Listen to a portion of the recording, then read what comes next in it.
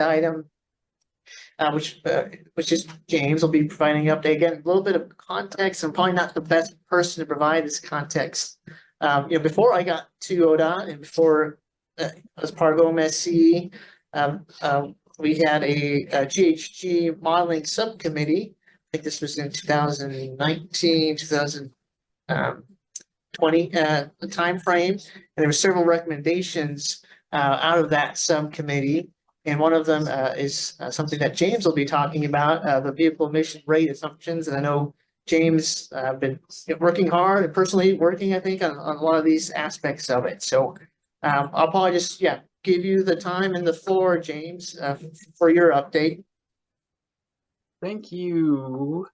I'm going to share my screen. Hi, everybody. I wish I could be there in Eugene.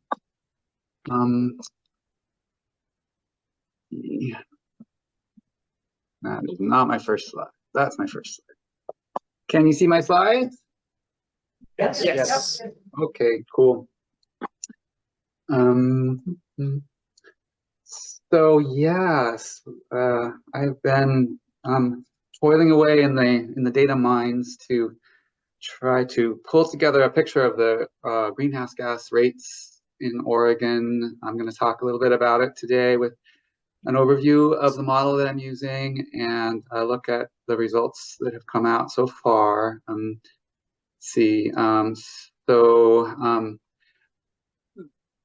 We're doing greenhouse gases for obvious reasons that everybody already knows about. This was just a fresh article I thought was interesting. It's a new price of carbon. I think that's higher than I've seen in the past for a ton. Estimates are going up. And so it's going to matter. It's, as was mentioned in the introduction there, it's been laid on our table to calculate these rates for the on-road, the important on-road sector, which is the biggest sector of emissions overall in the OMSC Greenhouse Gas Committee. And so DEQ picked up that job because we have the MOVES expertise and because we decided in the OMSC to do it that way, a single source for these rates. And please feel free to interrupt with any questions. I know your minds are so great and active that I'd love to hear from you. Let's see. We're modeling based on this MOVES model. It's an EPA. It's the best available model for this kind of work. They are continually tooling away at it to capture the best understanding of what the fleet is doing and will be doing into the future.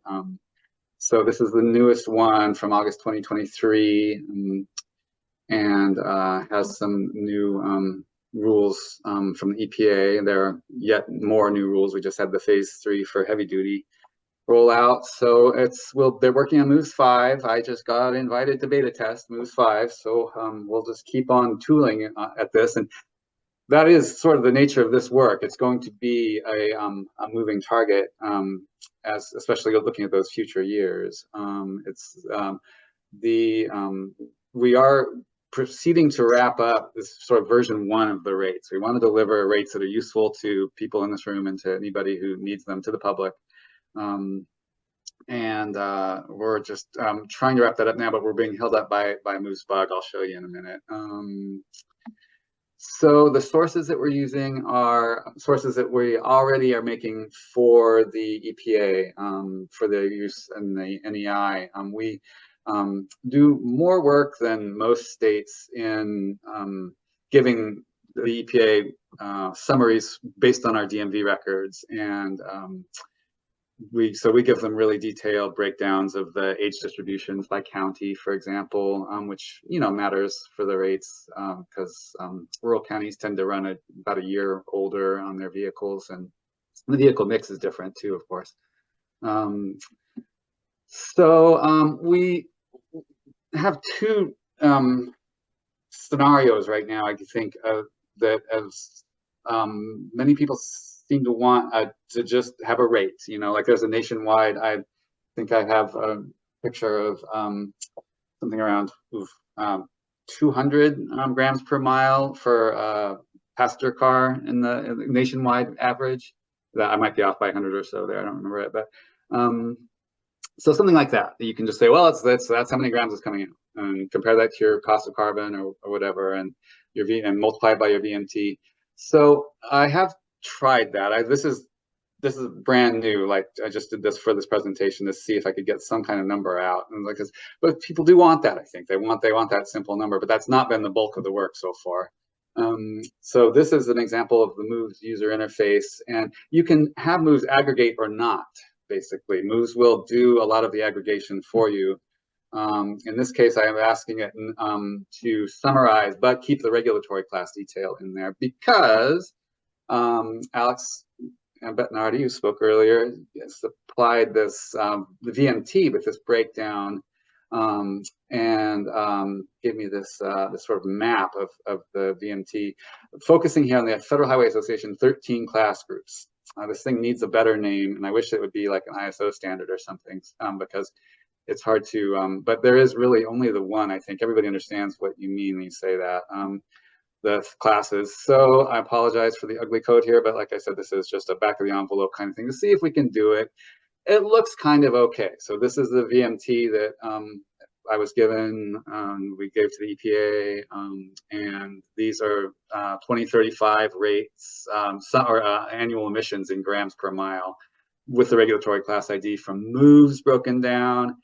And it's just the back of the envelope, I got 67 grams per mile for a passenger car and 5 grand for the heaviest trucks. And those are both correct to an order of magnitude, but they're off, they're not right. So that's the idea, though. We can presumably fix that and get a pretty good, I think, summary result based on that. And we can compare that, but to really understand what Moves is doing, Moves is, as it produces those numbers, it's doing these detailed,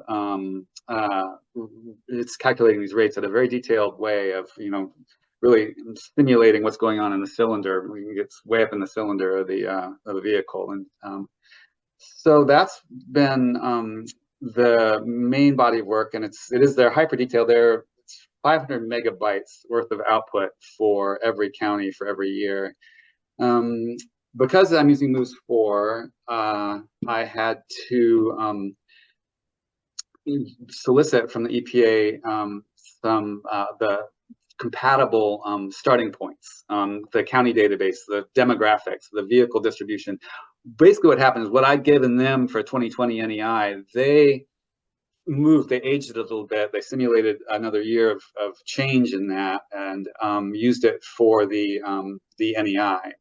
But when they do that, they only do it for representative counties. I have only these handful of county databases that are functional in Oregon, and they use it, and I'm using it too, to capture the whole state. So these numbers show that this one is responsible for 15 counties in the state, and so that covers the most number of counties. Is that one single county there, which I believe is Douglas. Yeah, that's Douglas County. So and then moving on down. Oh, I'm sorry. That's Lane County. Douglas is the next one down. So between those two, I've captured 28 counties in the state. And so that's the idea. So far, that's what we've been running with. I just got statewide county databases, so I don't have to do this anymore, but that's what I've done so far. So the output from that, so those counties, I'm trying to capture as much of the state as possible so that I could answer questions now based on that distribution. Natalie, I don't know if she's here, but Natalie Lillienwald has been my collaborator on this, and she came up with this way of presenting the data, and I like it a lot. So this is showing on the x-axis our speed bins ranging from less than 2.5 miles per hour in the 0 or 1 range, and then up to just going up by 75s, yeah, up to 72 miles an hour at the top. So this curve is familiar to people who do emissions modeling. It's just what we all know about greenhouse gas, I think, is that it's got a sweet spot in the middle where you are emitting the least when you're going some sort of reasonable speed. But when you're going faster or slower than that, then the rates change and they go up. So it's comforting to see that those sort of, I think of as shepherd's crook kind of shape in the output. And then we see the growth as the vehicles get heavier. These numbers just are heavier and heavier vehicles, from motorcycles, passenger cars, and all the way up to those heavy duty trucks at the 62 end. There are motorhomes and school buses and whatnot in there. But it's a pretty monotonous kind of increase in weight as they go up, and the rates go up. So that's comforting too. Again, we're seeing you know, the patterns that we would expect to see in the rates. They check out with that sort of EPA estimate of an average, and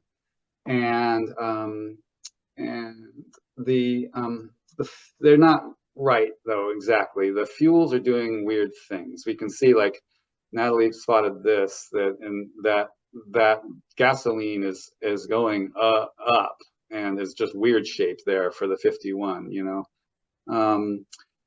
And moves is doing some bad things, doing that, and it's also dropping. It's giving me like single-digit grams per mile for 62, which is it's a bug that I'm working out with the EPA right now. I'm trying to figure out what's going on with it. So, okay, looking at the different counties, we see variety. Oh, this one's I'm sorry, that's not a very good. You can't do an apples to apples, but you can with those two.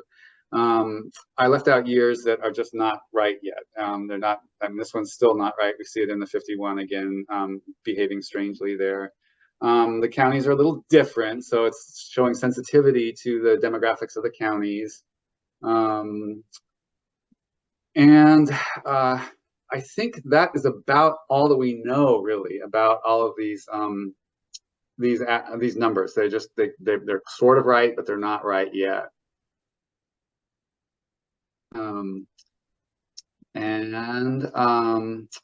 We do have an app that is sort of ready to go public as soon as we figure out what's going on with those situations. That gives you these hyper detailed results, sort of decoded and in kind of a friendly way. This is, you know, of course, it's too much detail for, you know, who cares that a weekend motorcycle is getting that? You know, it's not. That's going to be a pretty strange question for anybody to raise. So that just brings us back again to the summary rates. And my dream is to be able to give in here. We've got a data table. We've got a documentation. Is to add a third tab up there for those simple rates that are going to be a UI like this, but we'll have.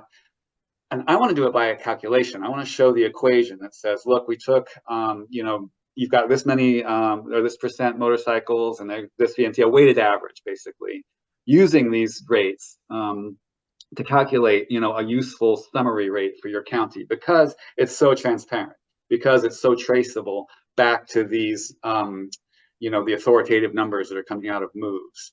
So it's just obvious how the rates are done. If we trust moves to aggregate, as I showed back on that first, you know, simple emissions slide, that's putting a lot of trust in it. You know, I'd like to at least check their math and to see if they're, you know, if we agree, if we all understand how that rate is being made. You know, because anytime anyone gives you a number, you got to ask who made that number and why did they make it and how did they make it. Let's see. So I'm just, you know, I continue to tool away at it, the statewide county databases. I've got the starting point from the EPA now, and I will be loading that demographic data, the new data, demographic data into it for the purpose of the 2023 NEI. But then that'll also be what I will use for the rates, because that'll give us statewide sort of state-of-the-art moves for numbers. Hopefully I can figure out the simple rates problem and make that useful. And and deliver all of this. I want to deliver it as a package that's like stamped 1.0 and has the documentation and is in the state archive, as Sylvan Wood has asked for several times and is absolutely appropriate in asking for that. That's for the the analyst types, and then the user interface. I want to click public on that, and I kind of want your feedback on whether if once those bugs are understood, hopefully soon, whether that will be useful as it is, if anybody really wants that user interface to go public yet. So that is all I had. Thank you very much to my reviewers here who have supported me with this expert advice and their sharp eyeballs. And I can take questions. I guess I'll leave Yes, aside thanks that. so much, James. Yeah, plenty of time for questions or discussions. So yeah, I'll pause here if anyone had any initial thoughts. My question is, think about the future. Are you applying the simple rates to the future, or just apply to the existing conditions? Yeah, the target is to get future rates. Yeah, for simple and the detailed. And we want to do, right now it's just 35 and 50. Again, that was just to, to give us something to work on. And we see that it's, it's not that sensitive to year, which I think is a realistic, again, in that this compound, carbon dioxide is, through the stoichiometry of combustion, is just so, simply linked to the task of moving the vehicle, that it's not, we don't have a lot of room to engineer better rates in the future. So we do see that, we can interpolate here, and there's no major leap. I should mention that 2020 here was modeled using an earlier version of moves. And that might explain my gasoline situation. And that there's no real discontinuity, though. That even given that, it's the most boring compound. It's so it's so awful to work with in that sense, and that you can't do anything with it. But yeah, so we're supposed to model every 5 years from 2020 to 2050, and this is moving in that direction. These take about 18 hours each one to make those 500 megabytes of output. So it's and the process is awful. You would hate it. It's like 35 steps of manual working around different moves bugs and correcting things in the databases that they give me,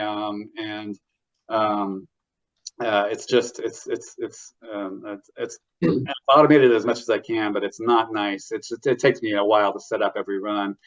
And so it's just as they come back, and we've got one dedicated processor for it. So they're coming out kind of as fast as they, I try to keep one a night going, to keep filling this in.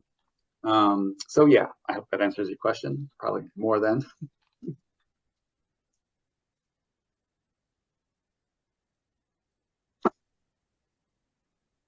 Yeah, no, I think it does. And again, any other, there's a hand raised, I think. Oh, Tara, yeah, go ahead, Tara. Yeah, I just wanted to clarify, like, one of the reasons I've been working with James on this is to provide a way to transition from our travel model outputs. So say you're running an RTP, you're getting out, VMT and a bunch of other outputs. Could you get greenhouse gas? And if you have a moves model, like you're in Metro, you can do that because you run moves and you work with DEQ on the side. But for other areas that don't have that, can we get, and we were doing this on the STIP and other reasons that you would not necessarily want to run moves, you could use these simplified emission rates. And we've been doing that, James has two things in here, these really simplified rates that are like the whole population in, a light duty vehicle. And we're trying to get a little bit more of the nuance of these more hyper detail, which particularly, the dimensions that are changing. You can see the vehicle mix here changes depending on what class you're in. And then also it changes by speed. So trying to pull those dimensions in, which we actually can get for the most part from our travel models. We don't quite know the vehicle type, but we can go onto the roadways and understand what the classification is of the vehicles on those roadways in terms of just maybe 3 classes. So I'm going to put in the chat here the dimensions that we have used in the past, and what I'm kind of trying to get to a place where people could ask for, hey, can we get greenhouse gas on our travel model as an output?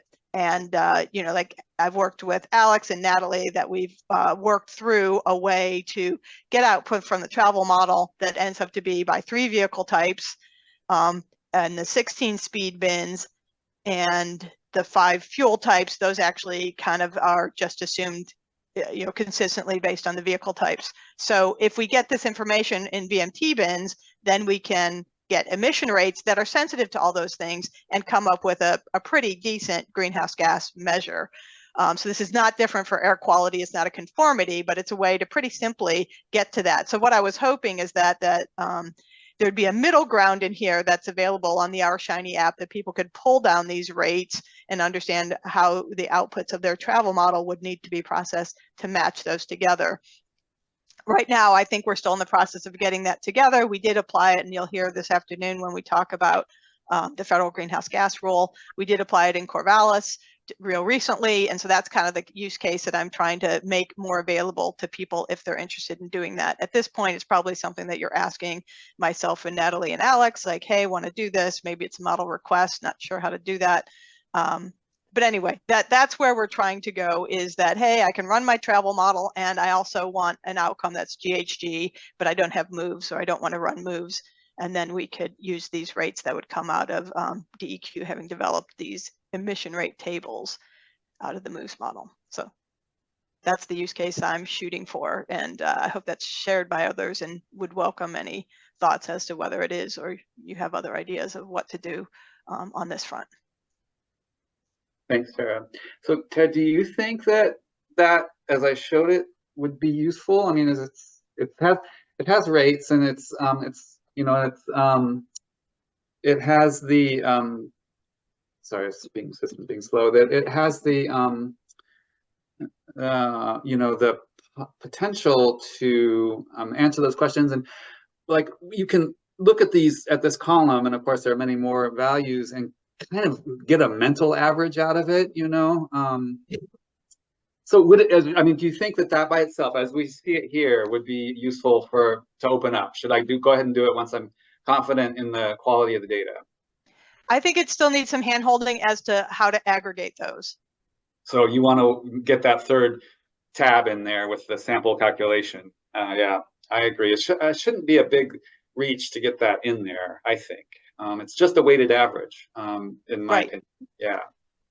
Across, a number of areas, a number of days, different seasons. We're knowing that stuff doesn't vary as much, and so we're willing to collapse those areas. And so until we can kind of simplify that down to map to our travel model output, I think it's too much to ask people, and so they'll have to make a request.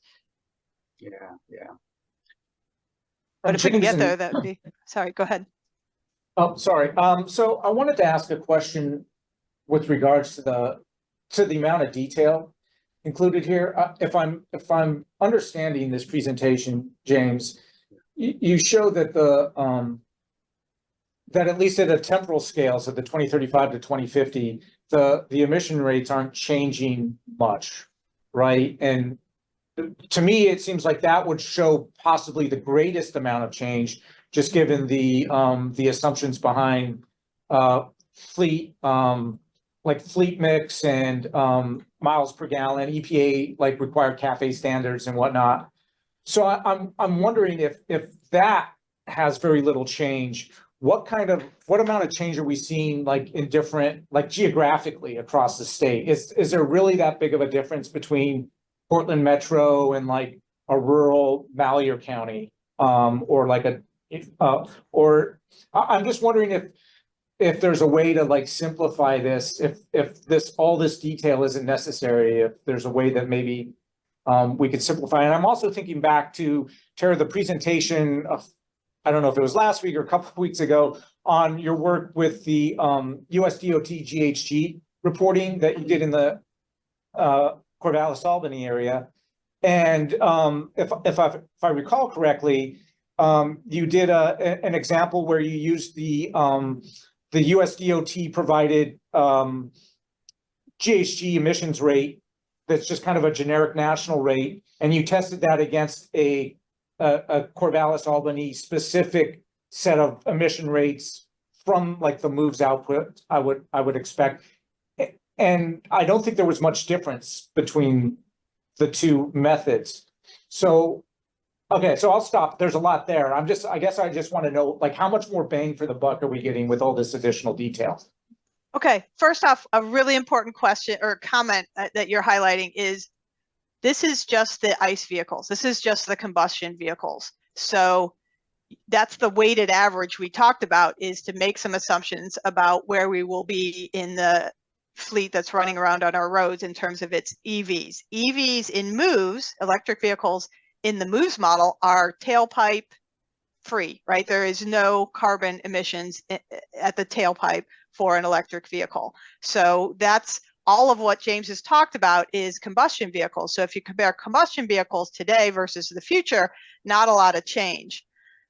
So that's in his data. From the data that we are talking about with Corvallis, we'll talk about it this afternoon, but the differences we are finding is in today, where there's not there's a couple percentage of EVs different, us versus nationally. So you're not seeing a lot of difference in the methods today, and we do account for the EV percentages when we do that. Well, it's tailpipe, so the EVs are not part of that as well. So I think the key comment to you is they are different, but it's because the EVs are coming into this.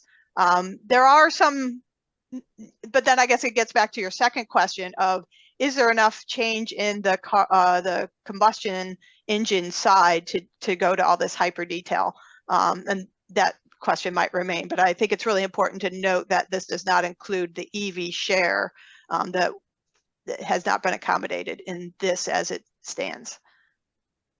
Right, you're right. Yeah, thanks, Tara. That's a perennial thing that when looking at these data, everyone's like, does that include the fleet mix? And that's because it's rates. You always have to go back to the fact, no, it's what's coming out of the tailpipe. It does show, I did statewide analysis of those 2020 because I have statewide results for 2020, and that is kind of obviously slightly sensitive to the weather. Otherwise, again, it just doesn't really budge that much. So yeah, and to your point, in general, all of this detail is just not that relevant because it doesn't change that much. And that, again, I think makes sense because of the stoichiometry of combustion. As I mentioned, I just love saying that. Stoichiometry of combustion. And then the CAFE standards, I'm surprised too. I want to see a bigger drop off in these rates over the years. But I'm just not sure that we have I mean, they're dropping the mile per gallon CAFE standards, but they're expecting to make that up with EV mix into the fleet. They're not, the backstory, since the 70s, we've made enormous gains through engineering on the pollutants that come out of the tailpipe. And we have made, gains in miles per gallon. Those were, I think, the low-hanging fruit, though. I'm not so suspicious that this should be dropping more over time. I think that CAFE standards are not. I think this is probably pretty reasonable. But it's just. And if you went back to the 70s, you'd see those big changes, but those are now stabilized. Right. That's my take on it. Peter, does that make sense in responding to your comment? And is there still sort of a comment of the, return on investment for the detail? It does, and I appreciate the comment on the fact that the moves is not considering the fleet mix per se, the fuel type fleet mix. It's basically just assuming ICE, and so that makes me wonder if, like, in our future year scenarios, if we've been employing the wrong methodology where we're taking all the VMT and spreading it out across those speed bins and then applying the moves emission rates across those speed bins, if a first step might be determining what percentage of the VMT is actually EV based, and then that's a super important assumption to be made in the moves analysis these days, is what is your percent EV? it's just a couple percent now, so you won't be that far off, but certainly by the future, that'll be significant. And so, yes, needing to be clear of what we're sharing when we're sharing it. And I know that when we have done work, we definitely put a percent EV. And so you're basically weighting 0 tailpipe for, whatever EV share, and then the moves tailpipe emissions grams per mile for, 97% today kind of thing. And so we do a weighted average. So the things that we have reported out on the STIP and on the federal greenhouse gas rule, Natalie has taken that into account. And I'm assuming you guys have done that too in Metro. I just can't vouch for that. But it is a very important number, and a number that we don't really know looking into the crystal ball, right? There are requirements on sales, but then you have to go through the turnover and say, well, where are people buying vehicles? And so there's a lot of, there's a range of uncertainty about what that's going to be in the future. It's definitely going to be quite a bit different than today, but, on an exact number, people can differ. So, and I think there's a national average, and then we have much more stringent DEQ requirements that are tied with the 10 or 12 states that have the California exception. So it's challenging to, people come and pull the national average, and that does not reflect our laws in our states. And so kind of having to keep these couple books in some sense, and all the footnotes that go with it to explain what you're sharing at any one point. Thank you, Tara and James. Appreciate it. Because I think air quality think this- conformity still has to go back and use the official national stuff. But if you're not in conformity, it's probably best to use your state stuff, which, can be significantly cleaner in terms of carbon and such. And thanks, sorry, I was just gonna say, for time, I'll probably move on to the next agenda item, but yes, thank you so much, James, and also Tara as well. Thanks, James.